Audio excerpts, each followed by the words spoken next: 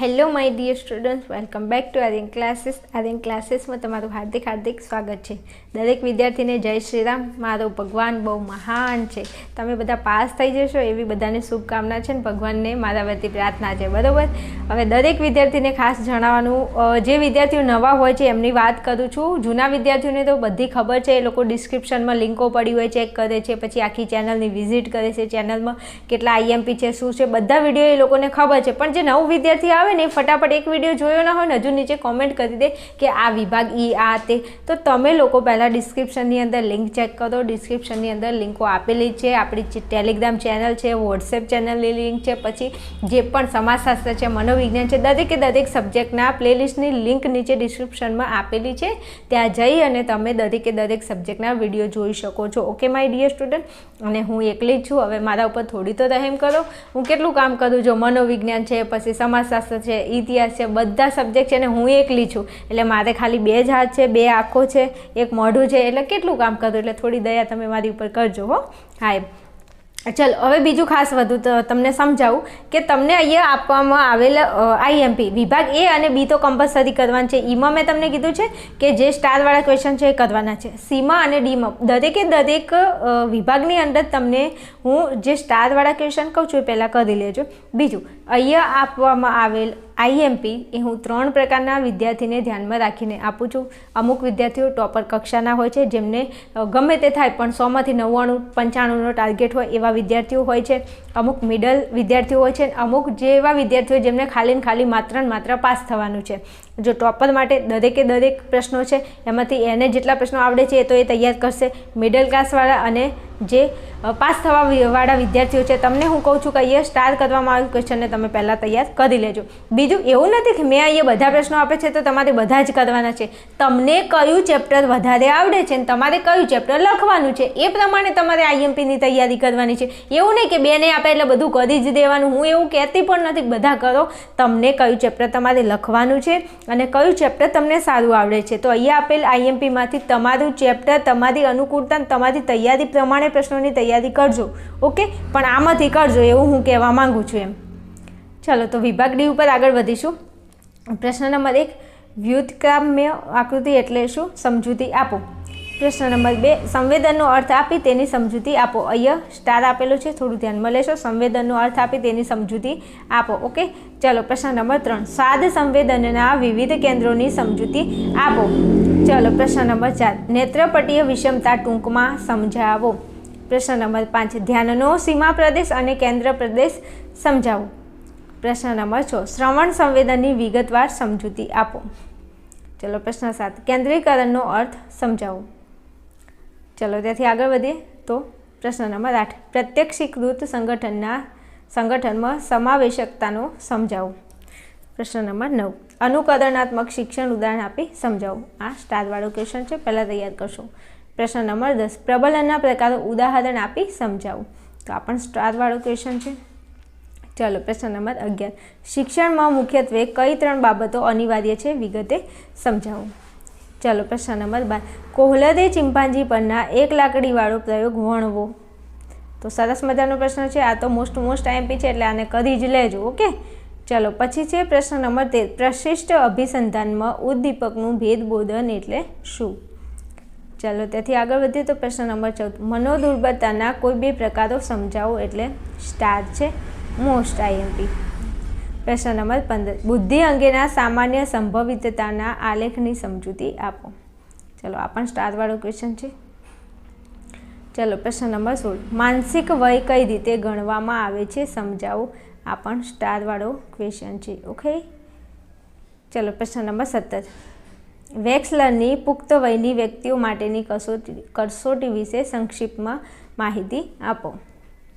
ચલો ત્યાંથી આગળ જઈએ. પ્રશ્ન નંબર 18, સ્ટર્નબર્ગના ત્રિપુટીના સિદ્ધાંતમાં બુદ્ધિના 3 પાસા દર્શાવી કોઈ એક પાસાની સમજૂતી આપો. પ્રશ્ન નંબર 19, પ્રતિભા સંપન્ન વ્યક્તિને ઓળખવાની માહિતી મેળવવા કઈ પદ્ધતિઓ પ્રચલિત છે? ચાલો પ્રશ્ન નંબર 20, મનોવલણો વ્યક્તિ તરફથી જૂથ તરફ વિકસે છે સમજાવો. આ સ્ટારવાળો ક્વેશ્ચન છે, ધ્યાનમાં લેજો. પ્રશ્ન નંબર 21, પૂર્વગ્રહની વ્યાખ્યા અને તેની સમજૂતી આપો. પ્રશ્ન નંબર 22, વિધાયક વલણ વિકસાવી પૂર્વગ્રહ કેવી રીતે નાબૂદ થાય તે ઉદાહરણ સમજાવો. ચાલો ત્યાંથી આગળ વધીએ તો પ્રશ્ન નંબર 23, પૂર્વગ્રહ ઘટાડવામાં સંચાર માધ્યમનું મહત્વ સમજાવો. તો સ્ટારવાળો ક્વેશ્ચન છે, ધ્યાનમાં લેશો. પ્રશ્ન નંબર 24, મનોવલણ જન્મજાત નથી, સંપાદિત છે, સમજાવો. આ પણ સ્ટારવાળો ક્વેશ્ચન છે. ચલો પ્રશ્ન નંબર 25, પૂર્વગ્રહ ઘટાડવાની રીત તરીકે બોધાત્મક હસ્તક્ષેપ સમજાવો. ચલો પ્રશ્ન નંબર 26, આંતરજૂથ સંપર્ક પૂર્વગ્રહ કેવી રીતે નાબૂદ થાય તે ઉદાહરણ આપી સમજાવો. ચલો પ્રશ્ન નંબર 27, મનોવલણ જૂથવ્યાપી હોય છે, સવિસ્તાર સમજાવો. તો આ પણ એક સરસ મજાનો સ્ટારવાળો ક્વેશ્ચન છે. Right my dear student? Okay, સરસ મજાની કોમેન્ટ કરતા રહેજો. હા ભાઈ, તો મને ભણાવવાની થોડી મજા આવે એમ. ચલો પ્રશ્ન નંબર 28, હકારાત્મક અભિગમનો અર્થ સમજાવો. પ્રશ્ન નંબર 29, વાર્તનિક અને બોધાત્મક પ્રતિક્રિયાઓ સમજાવો. ચાલો પ્રશ્ન નંબર 30, આવેગાત્મક પ્રતિક્રિયા સમજાવો. વિદ્યાર્થીઓ, અહીંયા લગભગ 24 થી 25 ક્વેશ્ચન છે, જે મોસ્ટ આઈએમપી છે. એને સૌથી પહેલાં તમે કરી લેજો, પછી તમારી ઈચ્છા હોય તો બીજા પ્રશ્ન ઉપર થોડું ભાર આપજો. ચાલો પ્રશ્ન નંબર 31, મનોભારની પ્રતિક્રિયા તરીકે શારીરિક પ્રતિક્રિયા સમજાવો. તો અહીંયા આ પણ પ્રશ્ન સ્ટારવાળો છે, થોડું ધ્યાનમાં લેજો આ પ્રશ્ન. રાઈટ. ચલો પ્રશ્ન નંબર 32, માનસિક સ્વાસ્થ્યનું સ્વરૂપ સમજાવો. પ્રશ્ન નંબર 33, લેજારસે આપેલ મૂલ્યાંકનના તબક્કાઓ સમજાવો. તો આ પણ એક સ્ટારવાળો ક્વેશ્ચન છે. ચલો પ્રશ્ન નંબર 34, મનોશારીરિક રોગ તરીકે હૃદય સંબંધી રોગો અને બ્લડ પ્રેશર સમજાવો. તો આ પ્રશ્ન કરી લેજો ભાઈ, અને આવડે એવો પ્રશ્ન છે. હૃદય રોગ વિશે સમજાવવાનું છે, અને બ્લડ પ્રેશર. તો આપણું બીપી કેટલું હોય ને કેટલું ના હોય, આપણું હૃદય, ડાબું કર્ણક, ડાબું ક્ષેપક, જમણું કર્ણક, જમણું ક્ષેપક, આપણા શરીરની અંદર મનુષ્યનું હૃદય કેટલા ખંડોનું બનેલું હોય, 10માં ભણ્યા હોય તો ખબર હોય. ચાલો પ્રશ્ન નંબર 35, મનોભારકોનું સ્વરૂપ સમજાવો. ચાલો ત્યાંથી આગળ જઈએ તો સ્વપ્ન વિશ્લેષણની સમજૂતી આપો. પ્રશ્ન નંબર 37, પ્રાણાયામ વિશે નોંધ લખો. તો પ્રાણાયામ કરી લેજો, આ તમને આવડતું હશે, કારણ કે આપણે આવે જ છે ને તત્વજ્ઞાનમાં પ્રાણાયામ. ચલો પછી પદ્ધતિસરનું વિસંવેદીકરણ સમજાવો. ચલો પ્રશ્ન નંબર 39, બોધાત્મક ઉપચાર પદ્ધતિ સમજાવો. રાઈટ. ઓકે. પ્રશ્ન નંબર 40, સલાહાર્થી અને સલાહકારનો અર્થ સમજાવો. આ પણ મોસ્ટ આઈએમપી ક્વેશ્ચન છે. ચલો પ્રશ્ન નંબર 41, મનોઉપચારમાં આરંભનો તબક્કો એટલે શું સમજાવો. ચલો પછી પ્રશ્ન નંબર 42, મનોઉપચાર અને સલાહ વચ્ચેના 3 તફાવતો. તો જો આ પણ પ્રશ્ન સ્ટારવાળો છે, ધ્યાનમાં લેશો. ચલો પ્રશ્ન નંબર 43, માનવ વતન પર ઘોંઘાટ અને હવા પ્રદૂષણની અસરો વર્ણવો. તો આ પ્રશ્ન આવડે એવું છે, થોડું ધ્યાનમાં લેજો ને ભાઈ. ચલો પર્યાવરણને બચાવવાના ઉપાય તરીકે વાર્તાનિક ધોરણોની ચર્ચા કરો. હવે આ ઉપાયો વિભાગ ઈમાં પૂછાય છે અને અહીંયા વિભાગ ડીમાં આપેલો છે. તો પ્રશ્ન અહીંયા તૈયાર કરશો તો કોઈ પ્રોબ્લેમ નથી, કારણ કે આ પ્રશ્ન તમને 2 રીતે કામમાં લાગશે. ડીમાં પૂછાય તોય અને ઈમાં પૂછાય તોય. ઓકે. ચલો પછી પ્રશ્ન નંબર 45, કર્ટ લેવિનનું પર્યાવરણ અંગેનું પ્રતિમાન સમજાવો. તો આ પ્રશ્ન સ્ટારવાળો છે. ચલો પછી ગ્રીન હાઉસ અસરનો ખ્યાલ સ્પષ્ટ કરો. ભાઈ આ ગ્રીન હાઉસ અસર છે ને એ લગભગ 4 વર્ષથી પ્રશ્ન પૂછાય છે, લગાતાર કન્ટિન્યુઅસ, અને વિભાગ ઈમાં પ્રશ્ન પૂછાય છે. એટલે મારું એક સજેશન માનો તો ગ્રીન હાઉસ અસર વિભાગ ઈ માટે તો કરી જ નાખજો. જો પૂછાય, 4 વર્ષથી પ્રશ્ન પૂછાય છે, ગઈ સાલ એની આગલી સાલ એટલે પૂછાય છે, આ સાલ પણ કરી લેજો. સીમાં નહીં, અરે ઈમાં નહીં તો ડીમાં કામમાં લાગશે, ડીમાં નહીં તો ઈમાં કામમાં લાગશે. ઓકે. ચલો ત્યાંથી આગળ જઈએ તો પર્યાવરણને બચાવવાના ઉપાય તરીકે સ્વૈચ્છિક સાદગી સમજૂતી આપો. તો આ પણ સ્ટારવાળો ક્વેશ્ચન છે. ચલો પછી પર્યાવરણ અને વર્તમાનના મુખ્ય 5 ઘટકો વર્ણવો. ચલો પછી આગળ જઈશું. પ્રશ્ન નંબર 49, ભીડ અને ગીચતાના ખ્યાલને મુદ્દાસર સમજાવો. પ્રશ્ન નંબર 50, પુનઃ ઉપયોગ અને ઉર્જા સંરક્ષણની સમજૂતી આપો. તો આ પણ સ્ટારવાળો ક્વેશ્ચન છે. ચલો પ્રશ્ન નંબર 51, કાર્ય નિર્દેશન એટલે શું. જરૂરિયાતનો સિદ્ધાંત સમજાવો. પછી ધ્યેય નિર્ધારણનો સિદ્ધાંત સમજાવો.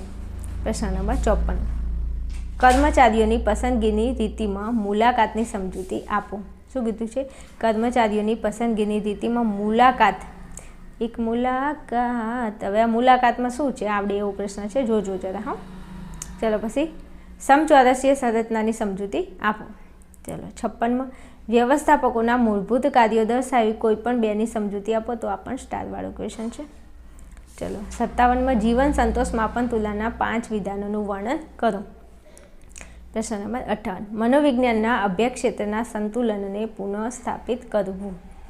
ચલો 59માં લગ્ન અને સુખ વિશે ટૂંકમાં સમજાવો. તો અહીંયા આપેલા પાછળના જે ક્વેશ્ચન છે ને દરેક સ્ટારવાળા છે તો આ બધા પ્રશ્નો તમારે કરવાના છે.